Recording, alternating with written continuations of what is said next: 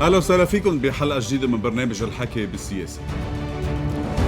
بين ضغوط الخارج وحسابات الداخل يقف لبنان أمام مرحلة سياسية شديدة التعقيد، عنوانها الأبرز تعثر المفاوضات اللبنانية الإسرائيلية وسط ضغوط متزايدة لحسم ملف سلاح حزب الله كشرط أساسي لأي تقدم في مسار التفاوض والانسحاب. وفي الداخل يفتح المجلس النواب أبوابه لجلسة تشريعية تمتد على يومين بجدول أعمال يضم ملفات حساسة وسط ترقب لتحول الهيئة العامة إلى ساحة جديدة للاشتباك السياسي وتبادل المواقف والمزايدات. في حلقة اليوم سنناقش كل تلك المواضيع مع مدير عام مركز ريكود والباحث السياسي الدكتور ربيع دندشلي. صباح الخير وأهلا وسهلا فيك. صباح النور دكتور. تطور لافت على صعيد المفاوضات اللبنانية الإسرائيلية بالتزامن مع التصعيد الإسرائيلي جنوبا، وما نقلته قناة البث الإسرائيلية بأن إسرائيل تقدمت باحتجاج لدى الولايات المتحدة الأمريكية على ما وصفته بنشاط للجيش اللبناني، مدعية وجود تنسيق بينه وبين حزب الله. وبحسب المصادر نفسها تأخر تحديد موعد الجولة المقبلة من المفاوضات بين لبنان وإسرائيل بسبب التوتر القائم بين جانبين. هيدا ادعاء مزاعم، بأي إطار بتحط هذا الكلام أم هو حقيقة؟ بداية بس هيك خلينا ناخد شقين بالموضوع. أول شيء إنه الجانب الإسرائيلي يعني بكل عين وقها عم بيشتكي لمجلس الأمن أو عم بيرفع شكوى، هو عم بيمارس كل هالانتهاكات بشكل يومي ودوري، وبعد ما قدم ولا شيء من لما بلشت هذه المفاوضات ولا حتى أي بادرة حسن نية تجاه هذه المفاوضات وهذا الإطار. الهدم، في ناس قاعدة عم تتفرج على بيوتها عم تنهدم من طرف الثاني، هي والجرافات الإسرائيلية عم تشتغل. الشق الأول إنه الإسرائيلي من بده هو منه بحاجة لزرائع، ولكن عم بيخترع زرائع لإفشال المفاوضات ولا استمرار الانتهاكات. هذا شق خلينا نثبته. الشق الثاني بدنا نكون واقعيين كمان شوي. يعني اليوم التجربة السابقة سواء خلال أول فترة من العهد مع موضوع الجيش والمناطق منزوعة السلاح أو قبل التجريبية وحتى وقت التجريبية، ما بدنا ننسى أنه حزب الله بالنهاية هو حزب موجود متغلغل في الدولة وأجهزتها منذ عقود، ما بدي أقول سنوات. وفي أماكن بيكون في غط طرف من ميلي أو هيدي ممارسات عم بتصير. يعني بالنهاية أنت اليوم الوضع في الجنوب بوجود الاحتلال صعب أنك أنت تضبطه، بوجود الاحتلال، بوجود الانتهاكات، بوجود بعد ما في أي أفق لحل. هذه المجموعات هي عم تشتغل هناك. يعني نحن عم نشوف شو بيصير معارك أو محاولات بعدنا بموضوع علي الطاهر أو غيرها من المناطق. بعض العمليات الرصد بتلاقي في أهالي طلعوا على ضياعهم، في عناصر حزبية ببدلاتها بتيابها بأجهزتها وعم بتمد شبكة اتصالات على مرأى الكل. يعني أنا ما في اعتبر هلا مؤخرا أنا ما في اعتبر حزب الله عم بيمد شبكة اتصالات جديدة مؤخرا إنه من بعد ما طلع فيه قرار حصر سلاحه واعتبار جناحه العسكري والأمن ملغى. بالنهاية هيدي عمل لوجستي بعده شغال. يعني أنت اليوم لو طلعت هيدا القرار بالنهاية حزب موجود، هذه الضيعة هذه المناطق حزب بعد عنده مقاتلين موجودين بالأحراش بالساحات. يعني هيدا واقع، بدنا نكون واقعيين. هيدا واقع، بس في قرارات حكومية جديدة. طيب خلي الحكومة تنفذ قراراتها إذا فيها اليوم، خلي الجيش ينفذ. مين عم يمنع الوضع الميداني؟ هذه القرارات؟ يعني أنا بدي أكش الوضع الميداني. أنت يعني اليوم يعني الوضع الميداني على الأرض. أنت اليوم بدك تفتح حرب داخلية هلأ، تفوت الجيش بوجه حزب الله بقلب الجنوب بوقت ما في قاعد عدو إسرائيلي محتل الأرض. يعني أنت شوف الموقف. بس هو مش العدو الإسرائيلي فات لأنه ما في دولة عم بتواجه حزب الله بالداخل. طيب وجينا هلأ في عهد جديد وقلنا في دولة وبدها تنتشر وما في سلاح جنوب الليطاني، وفي مباركة من الرئيس بري والحكومة ورئاسة الجمهورية والجيش اللبناني. يعني اليوم طيب ينسحب الإسرائيلي، يحط جدول زمني للانسحاب، يضغط الأمريكاني باتجاه دعم الجيش ونشر الجيش في هذه طيب المناطق. أنا هو بدي أسألك سؤال. حضرتك اعتبرت أنه الإسرائيلي واقح لأنه رغم كل الانتهاكات عم بيروح هو يتشكى. طيب الإسرائيلي عنده صق بإيده أو عنده اتفاقية بإيده موقع عليها الحكومة اللبنانية اسمها اتفاقية 27 تشرين الثاني 2024، يلي هي بتعطيه حق وإذن بأنه يمنع أي حركات ممكن تؤدي إلى زعزعة أمنية بالداخل الإسرائيلي أو استهداف إسرائيل، وهيدا عمل أمن شمال إسرائيل. أوكي. أمن شمال إسرائيل أو إسرائيل يعني اللي هي، وهيدا عمل استباقي. صح. الحكومة اللبنانية عطته هذا المستند. رحنا على تفاوض، بالمفاوضات الأمريكي صرح عن اللبناني والإسرائيلي بأنه حزب الله ليس فقط عدو إسرائيل وأمريكا، هو أيضا عدو الدولة اللبنانية. طيب خلينا نرجع كمان للاتفاق اللي انت تفضلت فيه. 27 سنة. اول شيء بهذا الاتفاق هي ثالث حل، يعني اول شيء على الدولة اللبنانية ان تقوم بواجبها. اذا الاسرائيلي شك باي نشاط او شيء بيخبر لجنة الميكانيزم اللي هي بعدين بتتصرف فيه الدولة اللبنانية، وهو اخذ حرية انه يقوم باي عمل استباقي اذا كان في عملية، اذا هو عرف انه في عملية عم تتحضر لضرب الاراضي الاسرائيلية. هذا الاتفاق انت ما كان عندك اليوم هذا الاحتلال الموجود وعمليات الهدم الممنهج اللي هلا عم نشوفها. يعني انا بقول يعني لو موجود هذا، يعني اليوم الاسرائيلي منه بحاجه لا لهالورقه ولا لغيرها، لانه بنفس الوقت اذا بدنا نجي بنفس المنطقه، هيدا الحزب ما بحاجه لورقه اصلا لما كان يشتغل، ولا لشرعيه ثلاثيه الشعب والجيش والمقاومه. في هلا يطلع يفتح جبهه جديده اذا عنده القدره. انا القصد ان احنا هون في صراع بين طرفين، الطرفين ما عندهم حدود. انت عم تجي بصراع ايديولوجي على صراع الى مكان ما هو مرتبط بابعاد خارج اطار الدوله اللبنانيه. يعني اليوم انت مع كل الاتفاقات وجيت انت لتاخذ ضمانات من حزب الله، اذا ما انتهت المعركه بايران وانت عندك حرس ثوري موجود على الارض عم بيدير معارك وموجود بالساحات، كيف انت اليوم بدك تخلص هيدي يعني اذا نحن بدنا نخبي حالنا ونخبي ورا اسمعنا نقول انه هيدا مشكل محصور فقط في جنوب لبنان، ناطرين نتفق على اطار لحتى ينتهي دون ما ننظر شو عم بيصير بالاقليم والمنطقه، ما بنقدر، ما حنوصل لنتيجه.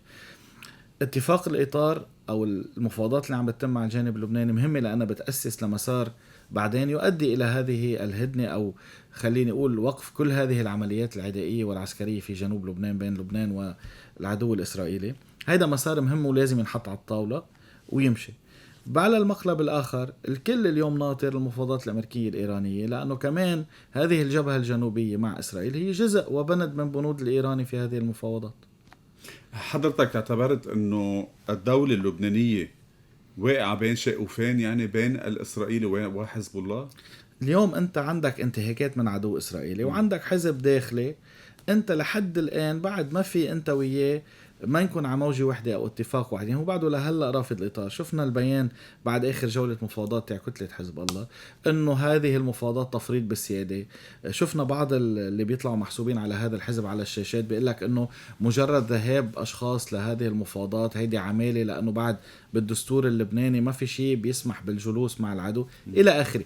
انا مقصدي انك انت اليوم قاعد بين فريق متمسك بسرديته تعيت المقاومة وعايش بأمجاد الدويلة اللي كانت عنده وبيطمح انه يرجع لها، هيدا فريق، وعندك دولة عم بتحاول تحصل شيء بالدبلوماسية لتفرض واقع انه الدبلوماسية والدولة بتقدر تحمي اهالي جنوب وتعيد الدولة وترجع لإعادة الإعمار وغيره. هيدول محورين من ميلتنا.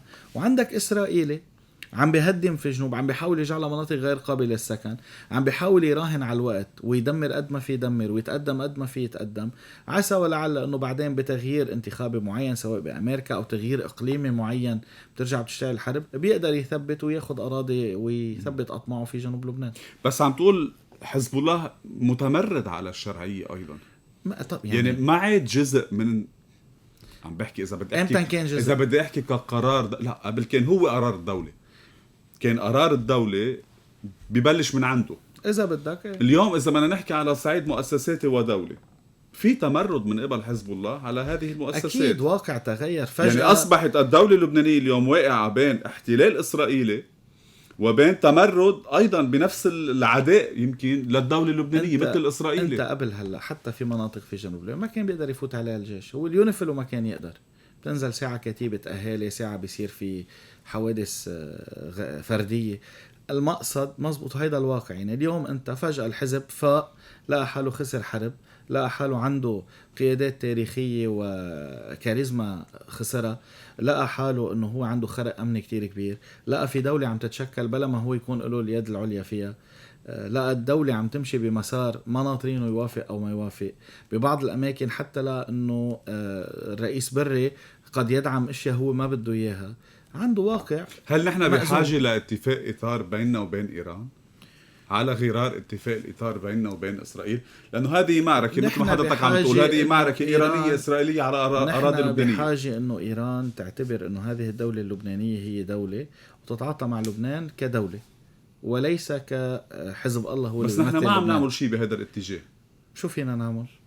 إنه اليوم أنت عم تعمل مفاوضات مباشرة مع إسرائيل، بس كمان مش بس إسرائيل على الأرض اللبنانية، عندك إيران من خلال حزب الله. ما في أنا وازي أي دولة بالعدو الإسرائيلي. ليه؟ بس خليني هيك وضحها هيدي الآن. أنا اليوم عندي عدو تاريخي في لبنان، اجتاحني أكثر من مرة، عنده أطماع في لبنان، عنده شبكات في لبنان.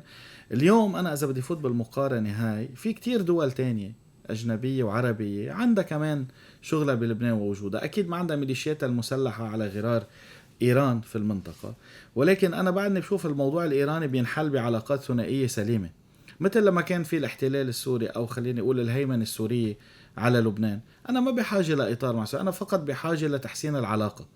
بس اليوم والسوري كان موجود في لبنان وعنده قوات عسكرية وكان عامل ومرتكب اللي مرتكبه، عم بحكي عن النظام القديم، لنشوف هلأ النظام الجديد شو حيعمل. الفكرة وما فيها من المشحف نحن بحقنا هلا نساوي بين الفريقين. يعني انا في عندي فريق. ليه بس حضرتك عم تحكي بالسرديه؟ ايران كمان عندها جيش بلبنان، عندها الحرس الثوري موجود بلبنان، الجيش اللبناني وحزب الله كمان تعدى على الدوله وسرق الدوله وقتل اللبنانيين عم فوت بمحل بدي يصير دافع عن شيء انا برفضه. لا بس انا بدي حل وإيران. لا انا بدي حل اليوم، عم نحمل الدوله اللبنانيه المسؤوليه ويلي مكربج الدوله اللبنانيه وحزب الله، ونحن بنرمي الاتهامات على اسرائيل مش دفاعا عن اسرائيل. هلا حنحكي بحزب الله، بس أنا بس بنقطة المساواة. هل إيران ارتكبت المجازر اللي ارتكبها العدو الإسرائيلي بالمنطقة وبشعبه وفينه؟ هل هي فاتت احتلت مناطق بنفس الشكل والهمجية؟ هل 7 أيار مين كان وراه؟ هل طيران طيون قلت لك بحكي على حزب الله. بس أنا بس عم برجع الحديث، عم بقول لك عم بتحطني بموقف بدي يصير دافع عن نقطة ما بدها هيك القصة. هي الفكرة هذا العدو الإسرائيلي والإطار عم نحكي فيه.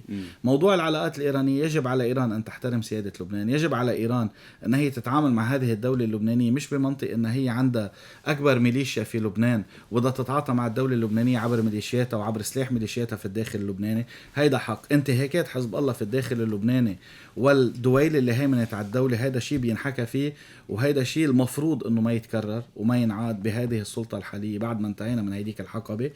هيدا كله بخانة. بس أنا اليوم ما عندي دولة بقدر شبهها بهذا العدو بكل انتهاكاته اللي عملها بفلسطين واللي بيعملها في المنطقة. هذا العدو شيء آخر، هذا استيطان كامل بعيدا عن محتل دولة حد موجود. بعيدا عن التشبيه. قبل الحرب ما كان عندنا احتلال بالجنوب. صحيح. ببداية الحرب صار في 5 نقاط. صحيح. هلا صاروا 100%. صار تتوسع الاحتلال. ما كان في جرف، هيدي صار في جرف. نتيجة المحور. ما كان في حرق، صار في حرق. صح. ما كان في تدمير، صار في تدمير. طيب وبعده حزب الله عم بيكابر، ما بيصر هذا الحزب. مين اليوم أنا لأنه اليوم ما قادر هذا الحزب لا يملك هذا القرار. هذا الحزب هو جزء من محور. هذا الحزب تمويله وحياته ووجوده وأساسه مرتبط في هذه الجمهورية. هذا اللي عم حاول أوصل أنا وياك. مزبوط. كيف بدي أتعاطى مع إيران تحل هالمشكلة؟ أنت اليوم أول شيء بدك تحل مشكلتك في الداخل اللي هو حزب الله. إيران أي دولة بصح لها أن تخلق شيء مثل حزب الله بأي دولة تانية ما حتأثر. اليوم إذا النظام السوري الجديد بيصح له يرجع رستم غزالي أو هذا المنصب اللي كان في لبنان ما بيأثر. مثل ما كل الدول إذا بصح لها تكون موجودة. اليوم إيران عم تعبث بأمن الكويت، انسى الحرب، الخلايا اللي بالبحرين، الخلايا اللي حتى كان فيه بالسعودية بدول أفريقية، تمدد عادي. صح. اليوم هلأ عم نشوف عودة التركي إلى المنطقة. قديش ضل على سنوات وعقود عم بتجرب تركيا أنها ترجع تفوت على المنطقة، وكانت تصطدم بعدة مشاريع. اليوم لقت ثغرة دبلوماسية أو صارت حاجة للمنطقة. أنا مقصدي أطماع إيران مفهومة، المش مفهوم هن أبناء بلد مستعدين يكونوا جزء من مشروع خارجي. هيدا الموضوع الثاني. هلا بتقول بيجي بقول لك انا في احكيك بحمامة السلام ويقول لك المناهج التعليميه ونعلم الناس على المواطنه. لا، ما هيدا الحل. الحل انه لازم يكون في دوله. وجود هذه الميليشيات وهذه الاحزاب هو غياب الدوله. ما بتلاقي في دفاع مدني بالجنوب، حتلاقي هيئه صحيه وحتلاقي شيء تاني، لانه ما في دفاع مدني، لانه هن مستغل. هلا بيجي بعدين ليش ما في دفاع مدني؟ ما مين بيستلم البلديات ومين المحافظه بتروح ليش؟ كيف هالانفاق كلها انعملت وما حدا وين اليونيفيل كانوا؟ وين الجيش اللبناني كان؟ كيف كل هذه المخازن والأنفاق وكل هالشغل بالجنوب صار؟ منين طلع؟ هيك فجأة يعني انه بليلة وضحاها، ولا عمل سنوات ونحن ما كان في حدا عم يحكي في هذه الدولة؟ شو نسينا كيف كانوا يتعينوا الضباط؟ شو نسينا العهد القديم؟ شو نسينا عهد ميشيل عون؟ شو نسينا اتفاقيات؟ حتى لما كان رئيس الحكومة الأسبق سعد الحريري اتفاق سعد وجبران. طيب بحلول الدولة مش ناوية الدولة تعمل شيء بحالة انتظار، رغم أنها أخذت القرارات بين 5 و7 آب وبين 2 أدار على صعيد المبادرات، إذا بدك هي يعني تممت واجباتها، ولكن على صعيد التنفيذ ما الذي تنتظره الدولة اللبنانية؟ الدولة بحاجة لأول شيء أي شيء لترجع، أنت عم ترجع دولة إلى منتهكة ومسلوبة عقود. صحيح. هيدا الشيء بده وقت، وعم بترجعك أنت على أساس نحن شفنا كيف تم تشكيل الحكومة، وعلى أساس كانت حكومة مؤقتة لتعمل انتخابات، أو ما بدي سميها مؤقتة، حكومة قصيرة المدى. بعدين صارت هذه الحكومة مثل ما بيقولوا حاجة وأمر واقع وبتضل، وما قادرين نخلص منها بحال كان بدنا نخلص منها. الفكرة مش هون. انت اليوم بناء الدولة بحاجة لخطوات واشياء عملية. انت اول شيء في 5 اشياء اساسية قبل ما نحكي بفرض موضوع السلاح. في كهرباء بالبلد؟ لا. في نظام مصرفي بالبلد؟ اذا حدا بده ياخد قرض ليجيب معدات صناعية يروح يرجع يزرع بأرضه، بده يروح على القرض الحسن اليوم لأنه ما عنده حل تاني، أو بده يشوف له شيء قريب ميسور برا يدينه. طب لا قطاع مصرفي شغال، كهرباء ما في، مي مرتبطة بالكهرباء ببعض المحلات وما في، بلديات وعمل إنمائي مثل العالم والناس ما في. نحن هلأ عم بزفتوا شوية طرقات، قاموا عملوا حملة على الوزير إنه هيدا شغل سياسي وكل منطقة ما عجبها ليه عم بيتزفت هون مش هونيك. أبعد من هيك، هل في خليني أقول هذه الحياة الاجتماعية الأساسية الموجودة؟ بعدنا عم بحكي على الدفاع المدني، مستوصفات الدولة، مستشفيات الدولة. طالما الشعب بعده مرتهن بحاجاته الأساسية من كهرباء ومي وخدمات للأحزاب، ما تتوقع منه يركض على الدولة. بده يضل يركض على عم بيأمن له الدواء. يعني أنا وقاعد برا عندك ناطر من شوي، في مين عم بتلفن لمين بده دواء لأنه هيدا الدواء تاع الكانسر مقطوع ومش موجود، بده حدا يأمن لهم إياه. طالما العالم بحاجة لهذه الأحزاب حيضل عنا هذه الدويلات. هلأ مساقبة نحن عنا دويلة من هالدويلات مسلحة ومدعومة من دولة خارجية بهمها يكون عندها محور وبهمها إنها هي تفلش في هذه المنطقة بهذا الشكل، وعندها أيديولوجية مساعدتها تستعمل الدين. طيب، وإلا كان سنوات نحن كل الباقيين على يعني مسلمين البلد ومبسوطين اخذين حصتهم وقاعدين على جنب، وكان راعيها كمان نظام مهيمن على لبنان هو النظام السوري، نظام بشار الأسد، محاصرنا من هالميلة وكابسنا وعاطيهم كل شيء. فبالمقابل انت عم تحكي عن تغلغل ودولة عميقة عم تنتهي شوي شوي. هن لهلا الدولة العميقة تعيت الحكومة السابقة بعد ما انتهت. طيب خلينا نرجع شوي لاتفاق الإطار. لماذا كل هذا التعثر بملف المفاوضات؟ ليش إسرائيل كمان بدها ترجع لأسل المخطوفين؟ يعني أحد الأمور اللي انطرحت موضوع 11 مخطوف اليهودي اللبناني، هلأ تذكرون ليش انطرح موضوع ترسيم الحدود بهالحشرة، سوري على التعبير يعني ليش اليوم كل هذه الطروحات عم بتصير بانتظار شو؟ بداية الإسرائيلي راح على هذه المفاوضات مرغم، مثل ما شقفة من اللبنانية راحوا مرغمين. الإسرائيلي ما بده هذا الإطار هلأ يمشي. الإسرائيلي عنده فرصة تاريخية يخلص من أعداء بيهددوا أمنه القومي وتاريخيين، وما حتجي يمكن بنظره ما بتتكرر هالفرصة. عشان هيك عم بتشوفوا حتى باتفاق غزة عم بيطيروا أو عم بيحاولوا. صحيح. في لبنان هو عم بيلعب على لعبة الوقت. أول شيء هو عنده انتخابات داخلية بلشت هلأ، خلينا نقول الحملات تاعيتها. له مصلحة نتنياهو يزايد ويماطل في شيء على الطريقة اللبنانية. هلا ما انه كتير صحيح، هذا جزء من المعادلة.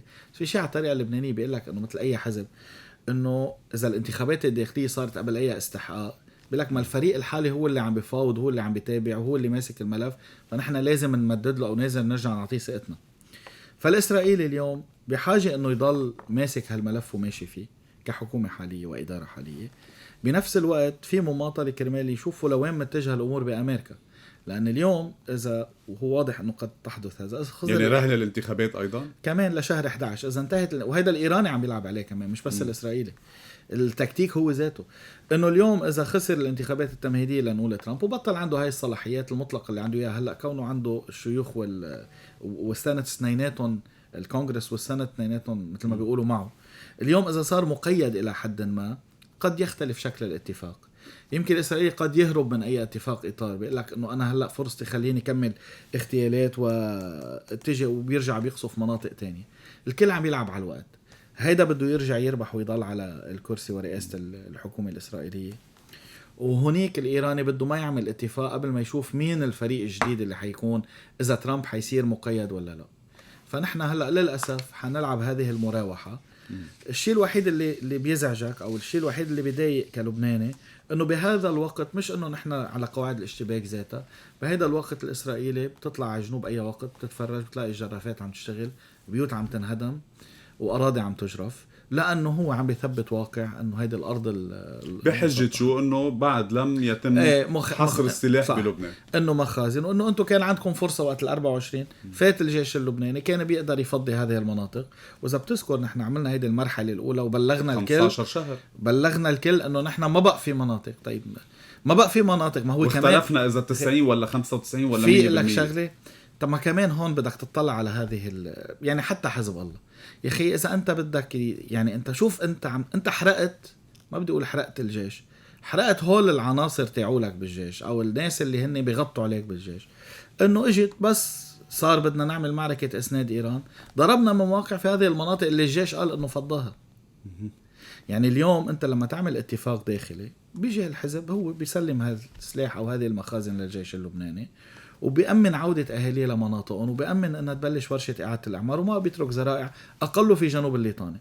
هلا الإسرائيلي معني أنه يزيد، بيجي بيقول لك هلا صار حط أنه سلاح حزب الله في كل لبنان، وقال لك ال11 مخطوف أو مقتول خلال الحرب اللبنانية الأسرى، وقال لك موضوع الترسيم الحدود يعني كمان مزايدات، وأنت تارك له ذرائع.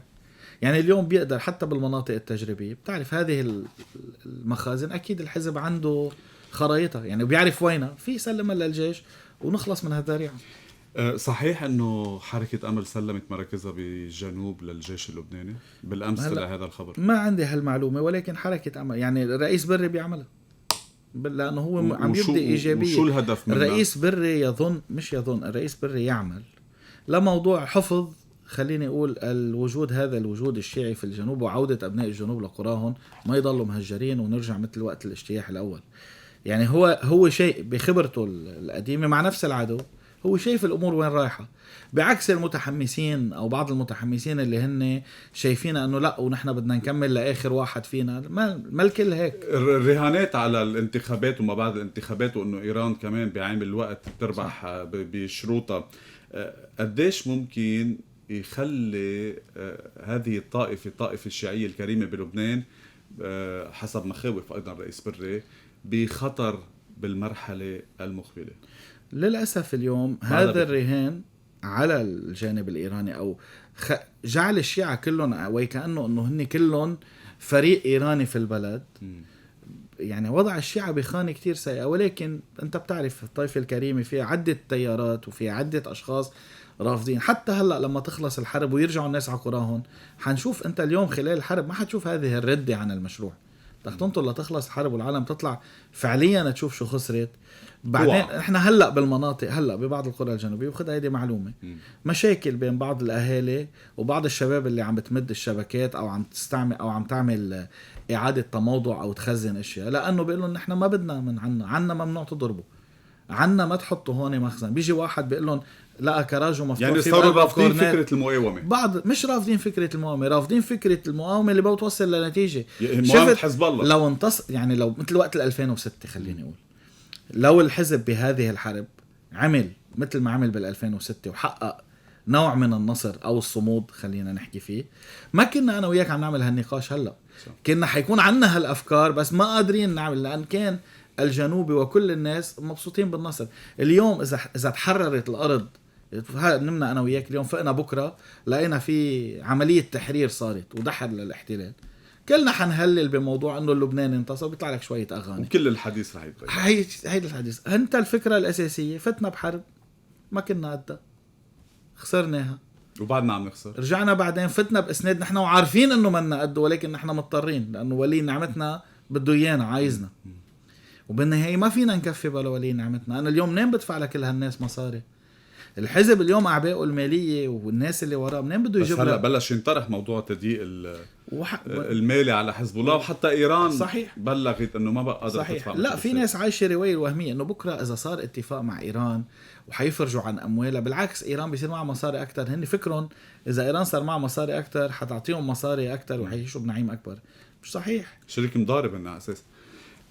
دكتور ربيع دندشلي، طالما يعني الموضوع مرتبط اكثر بالموضوع الماكرو او الموضوع الاقليمي والاوسع، شو ناطرنا من هلا للانتخابات الامريكيه والاسرائيليه؟ وبرايك هل هذه الحرب ستحسم قبل هذه الانتخابات في حال الانتخابات كانت رايحه الى تغيير ما، ام اذا معنا مجال نطول هذه او نضل بمرحله ما بين الحرب والحرب ونروح الى ما بعد الانتخابات؟ شو برايك الحسابات بالمرحله اللي جايه؟ طيب بس هيك بهذا الموضوع اطلع فيه من 3 زوايا. نعم. الزاويه الاولى زاويه الاتفاقات والسلام في المنطقه او المفاوضات في الاقليم، من الواضح انه هي بدها تروح لتاجيل لانتهاء الاستحقاق الانتخابي سواء بامريكا او باسرائيل.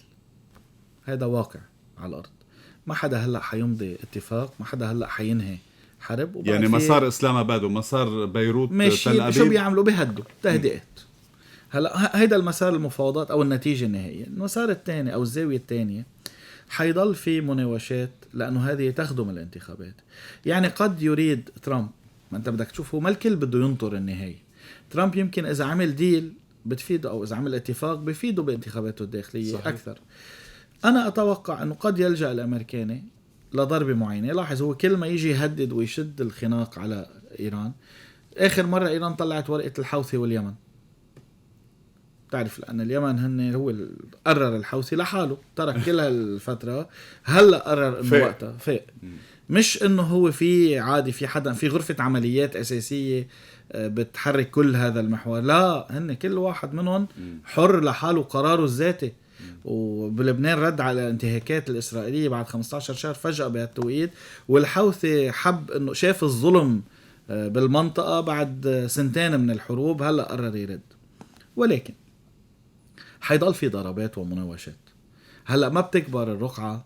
اذا انضربت ايران بدها ترد على الخليج، بتعرف، بدل ما بترد على امريكا، هي بترد على الدول العربية. وفي منطق اذا بنقعد مع المحور بيطلع هذا الشيء المنطقي وانا ماني فاهمينه صح.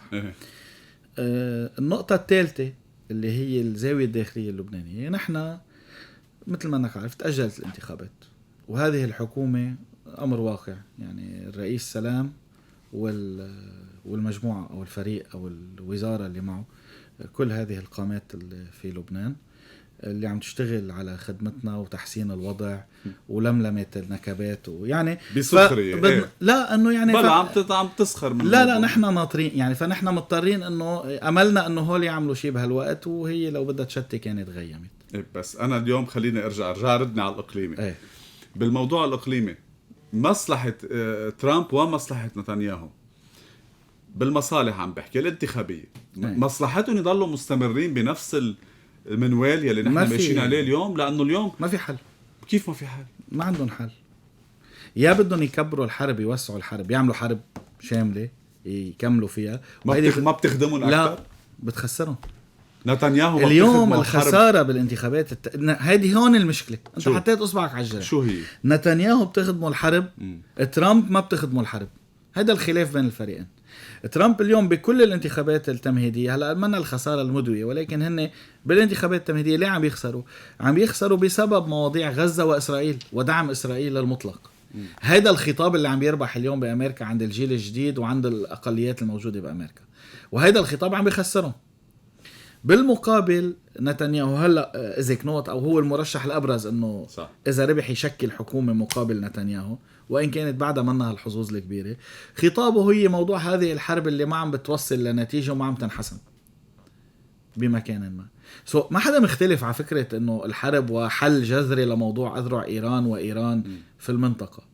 وبنفس الوقت كمان حقول شغله هون، يعني الكل حتى لو يعني بإسرائيل بالسياسة نفس المسار. بدي اخذ محل تاني بالسياسة. شفت لو المرشد الإيراني الحالي قضى بالضربة الأولى مع المرشد السابق، كمان ما كنا عم نخوض هيدا الحديث. يعني كمان الواقع على الأرض اليوم مع موضوع إيران إنه عدم انهيار النظام الكامل داخل إيران هو اللي أطال هذه المدة. يعني هن كان المفروض على أساس يمكن ضمن خطتهم إنه بينهار النظام أو ببطل منصب المرشد منصب يصير يتعامل مع دولة حد ذاتها. لا، اليوم المرشد الحالي موجود أو ما بنعرف إذا موجود. هلا هيدي التعيينات اللي طلعت امبارح كله والفيديو يلي سرب مش معروف تاريخه إيه؟ بهيدا الإطار بإطار إنه هو موجود. صح. وهو لأن اليوم لو في خبر يقين إذا هو موجود أو هو مش موجود بيتغير كل الواقع. شوف، هي مش أهمية فكرة المرشد الحالي إنه مرشد، هو فكرة مجتبى خامنئي. أنت اليوم لو تم تصفيته أو تم اغتياله أنت فعليا ضربت منصب المرشد، مش ضربت مجتبى خامنئي. بس ما أنت قبل ضربت المرشد الأساسي اللي هو بيو إيه؟ اللي هو كان مجتبى مثل ايده اليمين وعم بيدير كل الامور، واخذ خلينا نسميها الليجاسي او اخذ اذا بدك هذا الارث تاع والده. لان انت اليوم مين ما اجى مرشد بعد مجتبى خامنئي ما حياخد نفس الشعبيه والشرعيه وغيرها، ما حياخد شرعيه الدم، ما حياخد شرعيه انه هو كان موجود وثقه الوالد والقيادات والحرس عم بيديره. المقصد انه اليوم في متغيرات كمان لها علاقه بالارض. يعني اليوم انت حتى الاسرائيلي مع كل اجرامه اللي صار انت شفت بالفترة الاخيرة المسيرات والعمليات، يعني هو ما قدر حتى بالمناطق اللي هو احتلها ما قدر ينهي موضوع المخازن والحزب. صح. طيب بالضربات على ايران لا زال المضيق بايد ايران. هيدي كمان ما هون يعني واقع الارض كمان. بس هون اذا بدي اروح على الانتخابات والقراءة الانتخابية اللي بده يعملها الشعبين، يعني ان كان الاسرائيلي هو اكثر الامريكي. طيب إذا بده يضل الوضع مثل ما هو عليه اليوم حضرتك مثل ما عم تقول للانتخابات لما بعد الانتخابات حظوظ ترامب رح تكون عم تتراجع. صح. يعني هو وهيك لأنه من على بس زد لي على هيك خسائر بشرية. على أساس كان في 3 أوراق بيد إيران صاروا 4 وصاروا 5 يمكن. أيضا موضوع الأسعار تبع الوقود بالداخل الأمريكي رح تأثر. يعني يقدر يعمل شيء ترامب يأثر على المسار الانتخابي، إما بده يصعد إما بده يروح على مفاوضات أو نتيجة مفاوضات. هل ممكن نوصل إلى تسوية أو اتفاق مثل اللي شفناه قبل الانتخابات ليهدي شوي؟ هي مشكلتك كتير مرتبطة ببعضها، مرتبطة بمين حيكون بإسرائيل. لأنه حتى المفاوضات ترامب لما بده يعطي ضمانة بالمنطقة بده يعطيها مع واحد هو اللي مفلته علينا، هو مفلت إسرائيل آخر النهار. فالديل هيدي اللي بدهم يركبوا فيه. يعني مثل أنت اليوم عم بتقلي الحكومة الحالية بدها تعمل اتفاق معين بده يحكمنا 20 سنة لقدام، وهي كنا حاطينها حكومة مؤقتة. هنعطي مثل. أوكي. اليوم اللي بده يعمل الاتفاق، هلا نحن كيف منعود عنا بيجوا الأحزاب اللي هن عندهم الشعبية والتاريخ هول الأحزاب بيوافقوا على الاتفاق ممثلينهم بالحكومة وبالنواب بيحل الموضوع. هونيك ما في هيك شيء. هونيك في عندك فريق. شوف الواقع انه مثل يعني انت قلت شغله انه الواقع للميدان سابقا، الميدان ما ساعد. يمكن ترامب كان مفكر فيه يعمل انجاز بشكل اسرع وقبل ويستغله بالانتخابات الداخليه.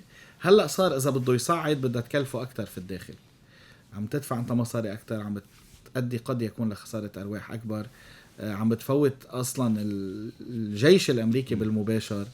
وانت عندك المنطقه اليوم الخليج كمان ما بقى مستحمل انك انت تعمل مغامرات بامنه.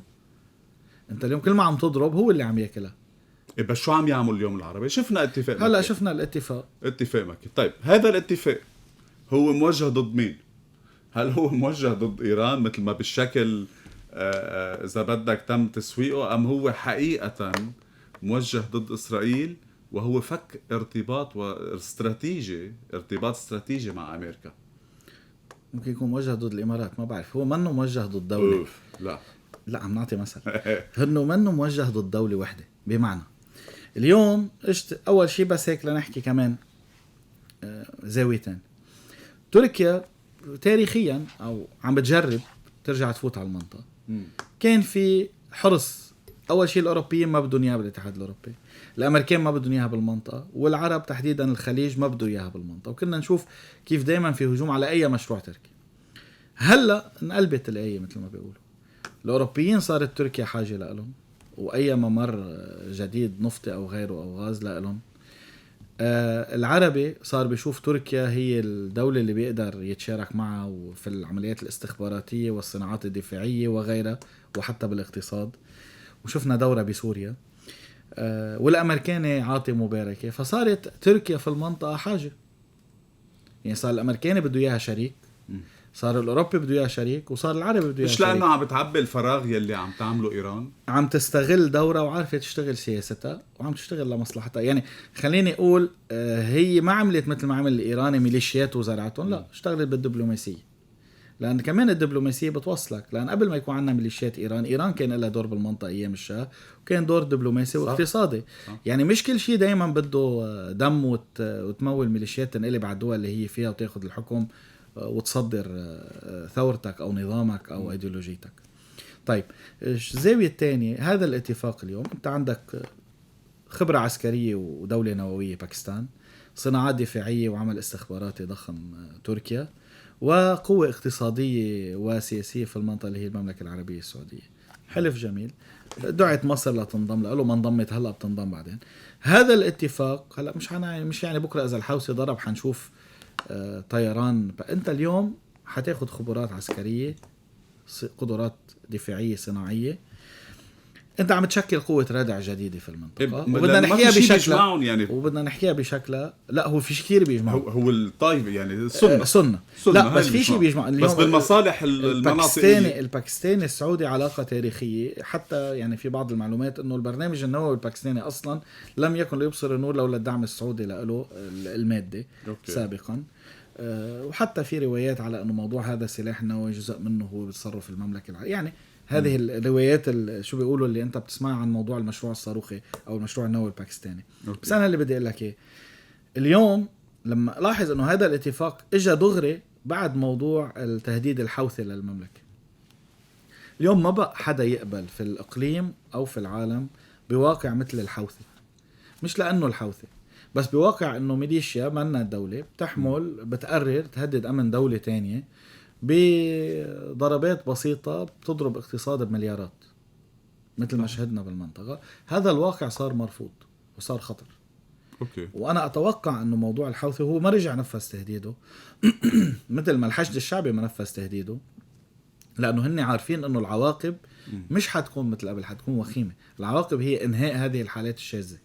هل موضوع الحوثي محصور فيه أم كل أذرع إيران بالمنطقة؟ كل أذرع إيران في المنطقة، ولكن اليوم شو بعد في أذرع غير حزب الله والحوثي اللي هن فعلا أذرع خلينا نسميهم فاعلة أو أكتف. وحزب الله جنوب الليطاني بطل فاعل مثل قبل، والحوثي بعد عنده هذه المناطق أو هذا التهديد على السعودية. فاليوم إذا هن، وأنا برأيي بالمستقبل بعد ما تنتهي هذه المفاوضات، أصلا جزء المفاوضات هو أذرع إيران.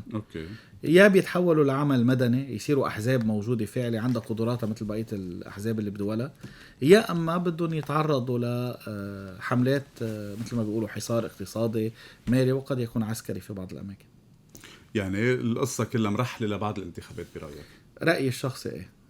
والدول العربية بطور استقلالية أمنية اكتشفوا أنه ما بقى ينفع الرهان. سبب هذا الاتفاق الرهان. بس هل سيسمح الأمريكي بهذه الاستقلالية؟ إيه لأنه ما هو سبب، يعني هو ورطهم.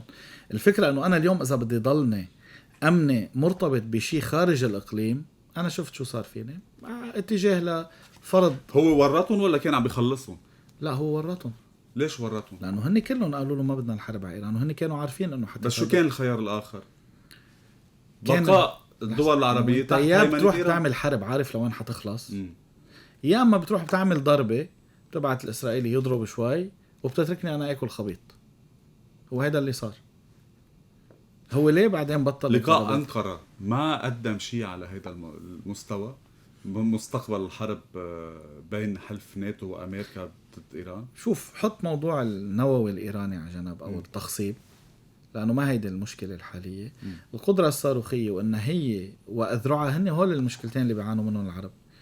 إنك أنت اليوم عم توجه صواريخك علي وعندك صواريخ هي فقط بتأذيني إلي، إنه معلش كل هالصواريخ روحوا ضربوهم كنتوا على إسرائيل. كيف رح يخلص؟ أنا هون سؤالي، هول الصواريخ كلها لو ضربوها على إسرائيل اللي انضربت على الخليج، لو انضربت على إسرائيل ما كنا خلصنا، ما كنا حررنا. شو البديل عن مضيق هرمز رح يكون؟ هلا حاليا ماشي بديل مضيق هرمز هو مضيق هرمز. امدادات، تغيير هيدي مثلا. كلها بتحل مشاكل آنية، ما في غنى عن الماضي. على المدى البعيد بالنفط والغاز، انت شو بتمرق بضاعتها، بتمرق اكل وشرب وشحنات ما هو اكثر شيء نفط والغاز اللي بيروح من هونيك. هو بيروح من هون. لا، انت كل شيء بيفوت على الخليج بده يفوت من هونيك عبر البحر. ما في عندك محل تاني. طيب دكتور ربيع دندشلي، بس ليش هن اليوم كمان كان في مشكله؟ طرح الايراني باخر مفاوضات مثلا بده انه البحريه الايرانيه تطلع على مانيفستات كل الشحن او السفن اللي مرقوا. يعني انت اليوم بدك تصير تعرف انا شو عم فوت مواد غذائيه، شو عم فوت سلاح، شو عم فوت كذا. رح نرجع للمواضيع الداخليه وتحديدا الجلسه التشريعيه وقانون العفو العام. يعني اليوم وبكره في جلسات تشريعيه على جدول اعمالها موضوع الغاء عقوبه الاعدام والعفو العام. بدايه بموضوع العفو العام، شو جديد؟ شو كل جمعه جمعتين بنحط هذا المشروع بيرجع بكثير بالجلسه؟ رح يمر هذا القانون؟ شو التسويه الاخيره اللي وصلوا له؟